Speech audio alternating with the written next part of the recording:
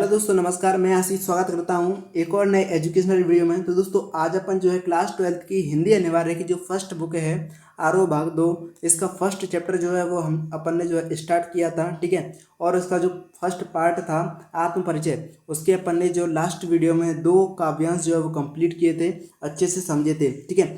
जिसका जो लिंक जो है वो डिस्क्रिप्शन बॉक्स में आपको मिल जाएगा। ठीक है। तो आज अपन जो है काव्यांश 3 से, ठीक है, आज अपन जो है काव्यांश 3 से जो है आगे अपन जो है स्टार्ट करने वाले हैं। ठीक है। तो सबसे पहले आपको यहाँ पर अपनी किताब और कॉपी पेन आपको अपने पास रख लेने हैं, जिससे कि इसमें इस काव्यांश में जो भी कठिन शब्द आए वो आप अपनी जो किताब है उसमें फिल करते जाएं। ठीक है जी। ये चीज़ आपको यहाँ पर समझनी है। तो सबसे पहले अपन जो है काव्यांश को पढ़ते हैं, फिर उसके बाद उसमें जो कठिन शब्द आते हैं उनको देखते हैं, फिर अपन जो है व्याख्या पर चर्चा करते हैं। ठीक है। व्याख्या पर चर्चा करते हैं। ये चीज़ आपको यहाँ पर क्लियर करनी है। ठीक है। तो यदि आपका जो है पहले वाले वीडियो में कोई डाउट है ना, कोई संदेह है, तो आप जो है कमेंट कर सकते हो। आपको जो अपना जो डाउट है वो क्लियर हो जाएगा। ठीक है जी। तो सबसे पहले अपन जो है काव्यांश को पढ़ते हैं। तो देखिए, हरिवंश राय बच्चन जी जिन्होंने ये कविता लिखी है वो क्या कहते हैं, मैं, अर्थात हरिवंश राय बच्चन जी कह रहे हैं, मैं यौवन का उन्माद लिए फिरता हूँ, उन्मादों में अवसाद लिए फिरता हूँ, जो मुझको बाहर हंसाती रुलाती भीतर। ठीक है। जो मुझको बाहर हंसा रुलाती भीतर, मैं हाय किसी की याद लिए फिरता हूँ। आगे कवि कहते हैं, कर यत्न मिटे सब सत्य किसी ने जाना, नादान वही है हाय जहाँ पर दाना। ठीक है। फिर मूड न क्या जग जो इस पर भी सीखे, मैं सीख रहा हूँ सीखा ज्ञान बुलाना। तो देखिए, कवि ने अपने विचार जो है यहाँ पर व्यक्त किए हैं, जिनको अपन को जो है यहाँ पर व्याख्या के रूप में यहाँ पर व्यक्त यहाँ पर करना है, समझना है। ठीक है जी। तो देखिए, कवि ने जो है काव्यांश 3 में क्या बताया है, यहाँ पर समझने से पहले इसमें जो कठिन शब्दार्थ आए हैं उनको अपन देखते हैं। ठीक है। तो देखिए, कठिन शब्द आपको यहाँ पर दिख रहे हैं। कठिन शब्द देखिए, सबसे पहला यहाँ पर कठिन शब्द है यौवन। यौवन का मतलब होता है जवानी। ठीक है। यौवन का मतलब क्या होता है, जवानी। और देखिए आगे है एक शब्द उन्माद। ठीक है। उन्माद, उन्माद को अपन पागलपन भी कहते हैं, सनक भी कहते हैं। जैसे अपन कहते हैं ना सन की। ठीक है। तो उन्माद।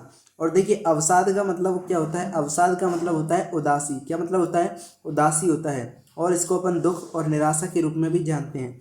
यत्न का मतलब होता है प्रयत्न, अर्थात कोशिश करना, प्रयास करना। ठीक है जी। एक होता है यहाँ पर नादान। नादान शब्द भी यहाँ पर जो है कठिन शब्दार्थ के रूप में दिया है। नादान का मतलब होता है ना समझ, अनाड़ी, जो कुछ ना समझता हो, नादान। ठीक है। एक होता है दाना। दाना यहाँ पर जो कठिन शब्दार्थ है, तो अन्न का कण या फिर बीज, बुद्धिमान, ज्ञानी, चतुर। ठीक है। मूढ़ का मतलब होता है परम मूर्ख या नासमझ। तो ये कुछ एक कठिन शब्दार्थ थे जो यहाँ पर आपको समझने हैं। यौवन का मतलब होता है जवानी, उन्माद का मतलब पागलपन होता है। ठीक है। और उन्माद जो है वो यहाँ पर पागलपन होता है। अवसाद, देखिए अवसाद का मतलब होता है उदासी या दुख होता है। ठीक है जी। ये चीज़ आपको समझनी है। ठीक है। यत्न का मतलब होता है प्रयास करना। ठीक है जी। ये कुछ एक शब्दार्थ थे जो आपको यहाँ पर समझने हैं। एक बार फिर से जो है इस काव्यांश को अपन पढ़ते हैं। अभी कहते हैं, मैं यौवन का उन्माद लिए फिरता हूँ, उन्मादों में अवसाद लिए फिरता हूँ, जो मुझको बाहर हंसा रुलाती भीतर, मैं हाय किसी की याद लिए फिरता हूँ। कर यत्न मिटे सब सत्य किसी ने जाना, नादान वही है हाय जहाँ पर दाना। फिर मूड न क्या जग जो इस पर भी सीखे, मैं सीख रहा हूँ सीखा ज्ञान बुलाना। तो कवि ने इस तरह से जो अपने विचार हैं वो यहाँ पर व्यक्त किए हैं। ठीक है। तो इसकी अपन जो है कठिन शब्दार्थ अपन ने जो है समझ लिए, और जो है काव्यांश को अच्छी तरह से पढ़ भी लिया। ठीक है। एक आइडिया ले लिया कि कवि किस बारे में यहाँ पर बात कर रहे हैं। तो आगे देखिए, आपको यहाँ पर क्या है, इसकी सब प्रसंग जो है व्याख्या लिखनी है, वो किस तरह से आपको यहाँ पर लिखनी है। तो देखिए व्याख्या, ठीक है, व्याख्या आपको यहाँ पर समझनी है। तो कवि देखिए, उपरोक्त पंक्तियां जो है आत्म परिचय कौन सी कविता से ली गई हैं, आत्म परिचय। उपरोक्त पंक्तियां आत्म परिचय नामक कविता से ली गई हैं। और आत्म परिचय जो कविता है, ठीक है, कविता के कवि कौन है, कवि हरिवंश राय बच्चन जी। कौन है, हरिवंश राय बच्चन जी कविता के कवि हैं। ठीक है। उपरोक्त पंक्तियों में कवि कहते हैं, जो हरिवंश राय बच्चन जी हैं, वो क्या कहते हैं उपरोक्त पंक्तियों में, कि वह अपनी जवानी के पागलपन की मस्ती में घूमता रहता है। तो ये आपकी फर्स्ट लाइन है। ठीक है। तो उन्मादों में अवसाद लिए फिरता है, अर्थात इसका अर्थ क्या हो गया, कवि कहते हैं कि अपनी जवानी के पागलपन में वो कवि घूमते रहते हैं। इस पागलपन के कारण कवि जो है अनेक दुखों व निराशा का भी सामना करना पड़ता है। ठीक है। यानी जो कवि है वो अपनी जवानी के पागलपन की जो मस्ती है उसमें घूमते रहते हैं, और इस पागलपन के कारण जो कवि हैं उसको अनेक दुखों और निराशाओं का भी सामना करना पड़ता है। वह इन दुखों व निराशाओं को साथ में लिए घूमता है। ठीक है जी। कवि क्या है, वह अपने दुखों और जो निराशाएं हैं उनको साथ में लिए घूमता है, अर्थात तो वह अपना जीवन जो है दुखों व निराशाओं के साथ जी रहा है। तो यहाँ पर कवि ने जो आगे की फर्स्ट और सेकंड लाइन है उसमें क्या बताया है, कवि कहता है कि मैं अपनी जवानी के पागलपन में क्या है मस्ती में घूमता रहता हूँ, और इस पागलपन के कारण जो हरिवंश राय बच्चन जी हैं उनको अनेक दुख मिलते हैं। ठीक है, अनेक निराशाएं होती है। ठीक है, इसके कारण जो है वो दुखों और निराशाओं के साथ जी रहे हैं। कवि जो है किसी प्रिय की याद करता रहता है। कवि जो है, कवि को किसकी याद आती है, प्रिय की याद आती रहती है। ठीक है, जिसकी याद उसे बाहर से तो हंसा जाती है। ठीक है, तो कवि जो है, कवि के प्रिय की याद उसे बाहर से तो हंसा जाती है, यानी हरिवंश राय बच्चन जी को। ठीक है जी, परंतु उनका जो मन है वो क्या है, रो देता है। कवि का मन क्या है, रो देता है। बाहर से तो कवि की जो प्रियतम है उसकी याद जो है उसे हंसा जाती है, लेकिन उसका मन जो है वो रो देता है, अर्थात याद आने पर जो कवि का मन है वो क्या हो जाता है, व्याकुल हो जाता है। ठीक है जी, ये आपको यहाँ पर समझना है। तो कुछ एक यहाँ पर ऐसी लाइन है जो आपको समझनी है। देखिए, फिर से अपन जो इसको रिपीट करते हैं जिससे कि आपको ये क्लियर हो जाए।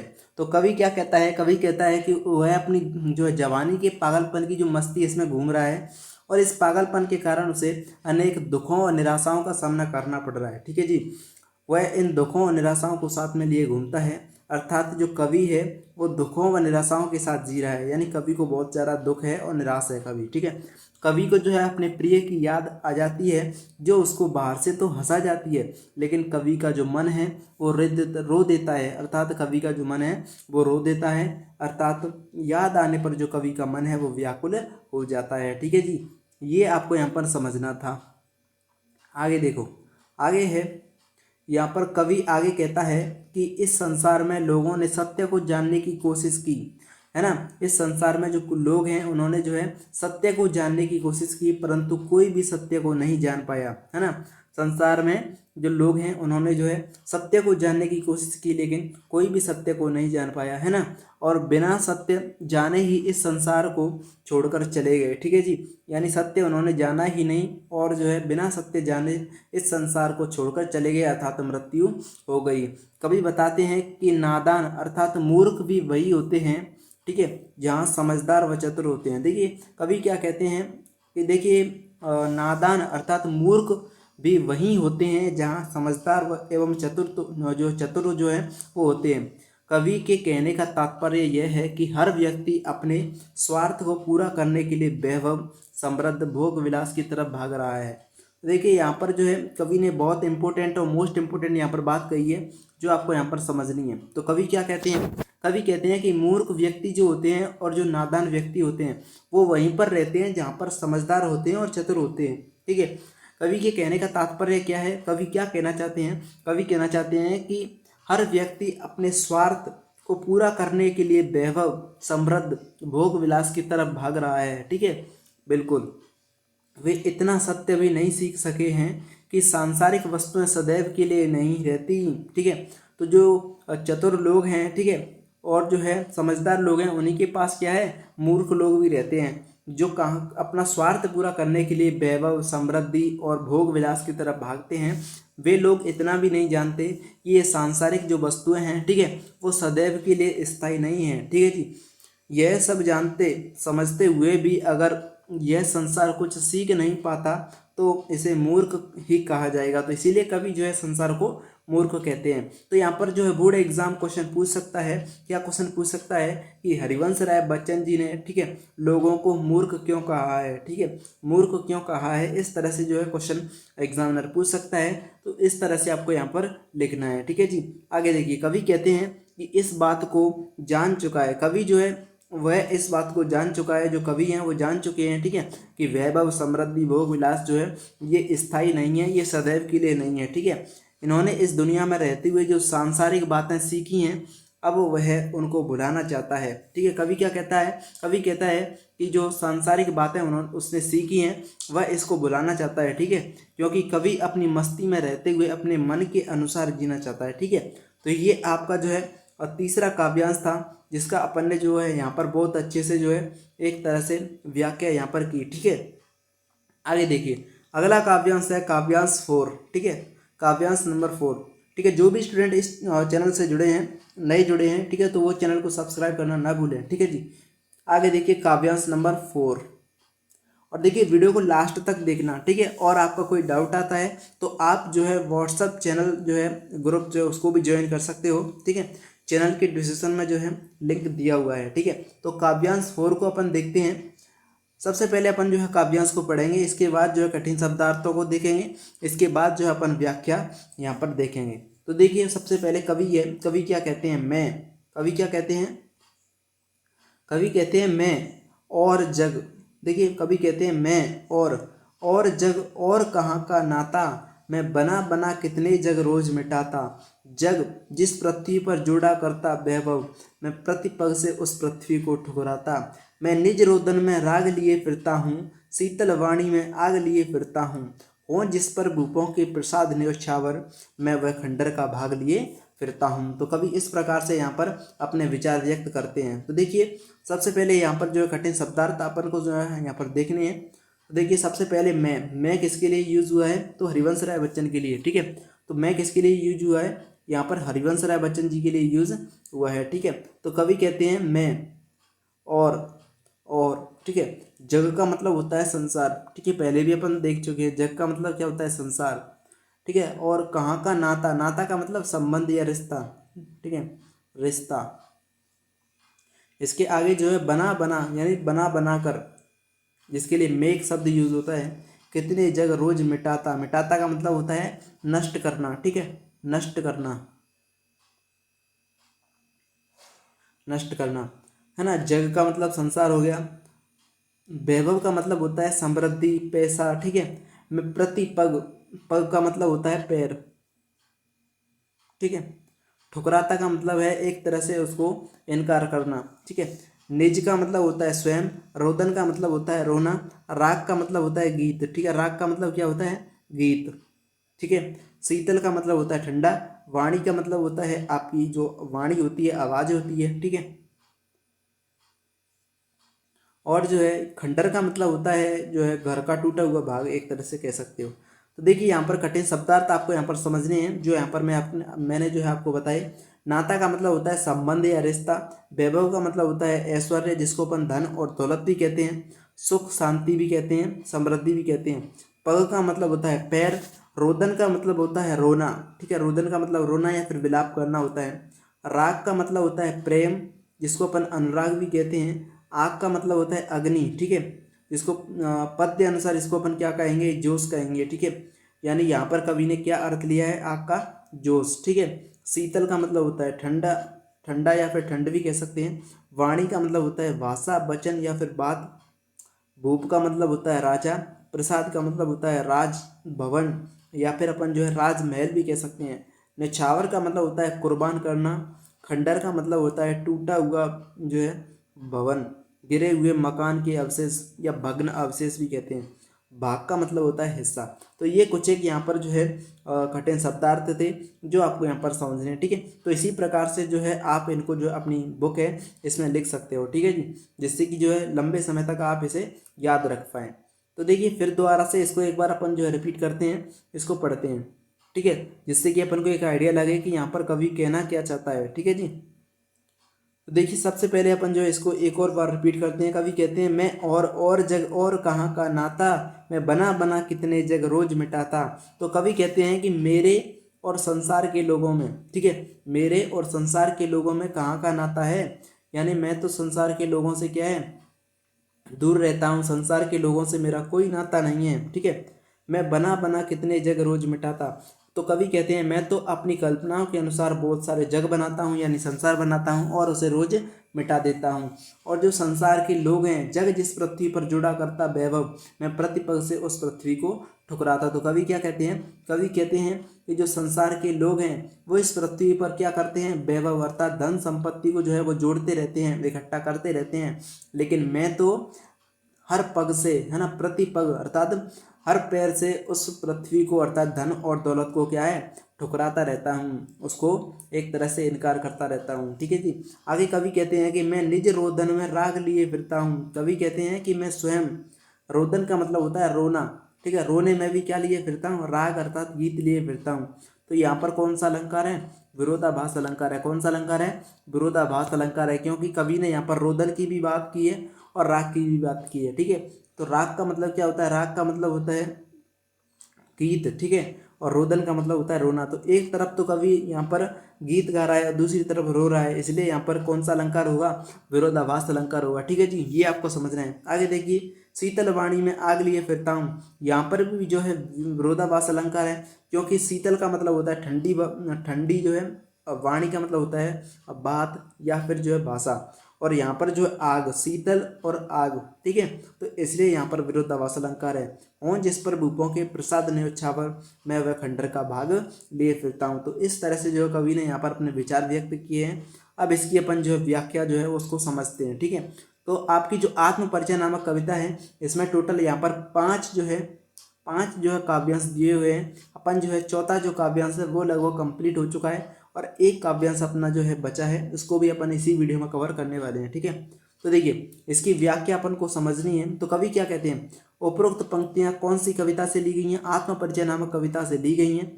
और आत्मपरिचय कविता के कवि कौन है, लेखक कौन है, तो हरिवंश राय बच्चन जी हैं।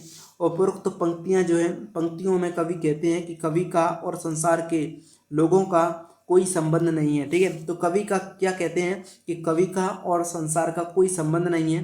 कहने का तात्पर्य यह है कि कवि जिस तरह के व्यक्ति है ना, कवि जिस तरह का व्यक्ति है, संसार उससे बिल्कुल अलग है, ठीक है। अर्थात कवि और संसार में कोई समानता नहीं है, ठीक है। बिल्कुल ये समझना है आपको। कवि हर रोज अपनी कल्पना के अनुसार संसार का निर्माण करता है।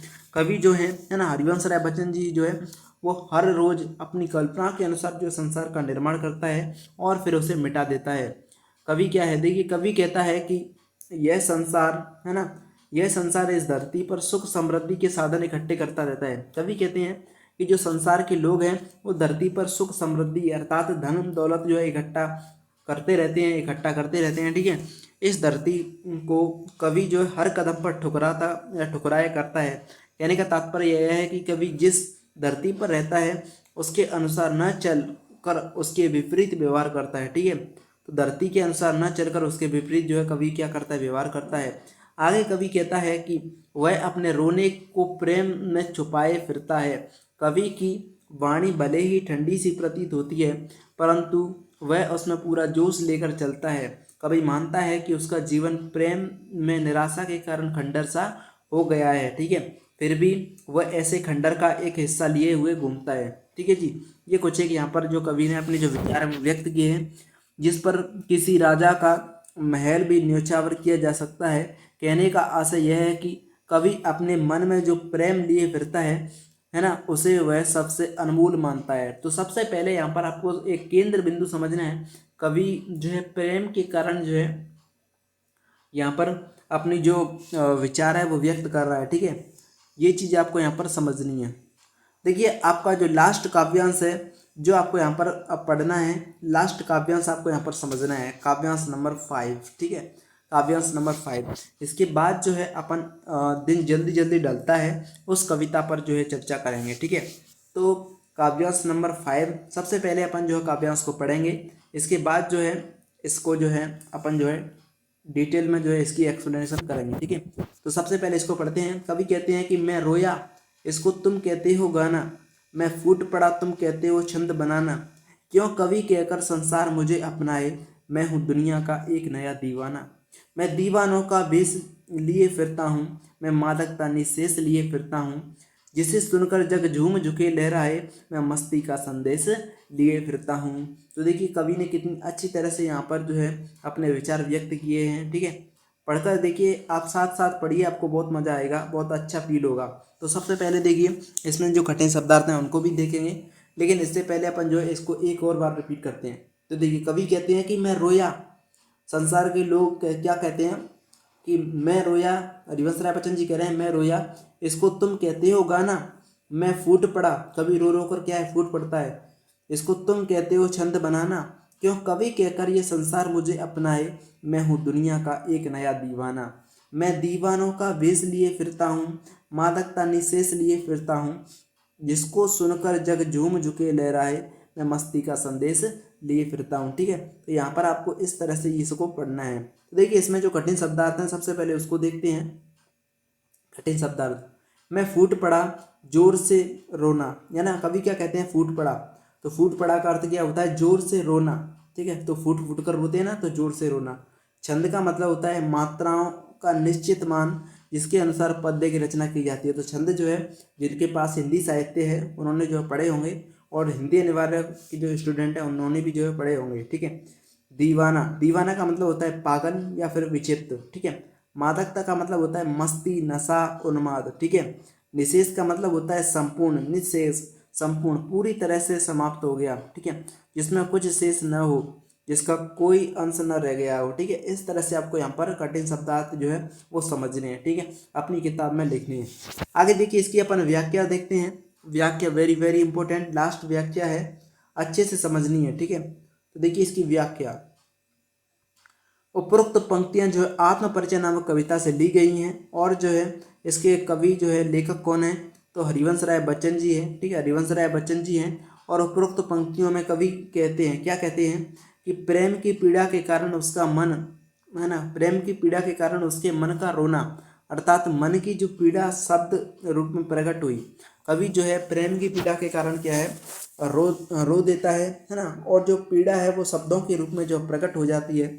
उसके इस रोने को जो संसार के लोग हैं वो क्या समझ बैठते हैं, गीत समझ बैठते हैं। ठीक है, जब कवि की वेदना अधिक हो गई, है ना, कवि जो है बताते बताते जो है उनकी वेदना अधिक हो गई, है ना, कवि को ज़्यादा रोना आ गया, तो उसके जो है उसने अपने दुखों को शब्दों के माध्यम से व्यक्त करना चाहा, है ना। जब कवि को अपनी प्रियतम की जो है याद ज़्यादा आ गई, ठीक है, और कवि जो है पीड़ा के कारण रो देता है ना, तो इसको जो है संसार के लोग क्या समझ बैठे हैं, संसार इस प्रक्रिया को मात्राओं का निश्चित मान के अनुसार पद्य रचना मानने लगता है। ठीक है, तो जो संसार के लोग हैं इसको क्या मानते हैं, छंद मान बैठते हैं। ठीक है, कवि को यह समझ नहीं आ रहा कि यह संसार उसे कवि के रूप में क्यों अपनाना चाह रहा है, क्योंकि कवि तो स्वयं को एक नया दीवाना कहता है जो इस दुनिया में मिलने वाली हर परिस्थिति में मस्त रहता है। ठीक है जी, ये आपको यहाँ पर लिखना है। कवि आगे कहते हैं कि न जाने क्यों समाज उसे जो है दीवाना स्वीकार नहीं करता। तो कवि क्या कहते हैं, कवि कहते हैं कि न जाने क्यों जो समाज है वो मुझे दीवाना स्वीकार नहीं करता, जबकि दीवानों का रूप धारण करके संसार में घूमता रहता है। जो कवि है वो क्या है, दीवानों का रूप धारण करके संसार में घूमता रहता है, लेकिन फिर भी जो संसार के लोग हैं उसे क्या मानते हैं, कवि मानते हैं, दीवाना नहीं मानते हैं। उसके जीवन में जो प्रेम रूपी मस्ती शेष रह गई है वह उसे लिए घूमता फिरता है। कवि उसी प्रेम रूपी मस्ती का संदेश लिए हुए फिरता है जिसको सुनकर सारा संसार झूम उठता है।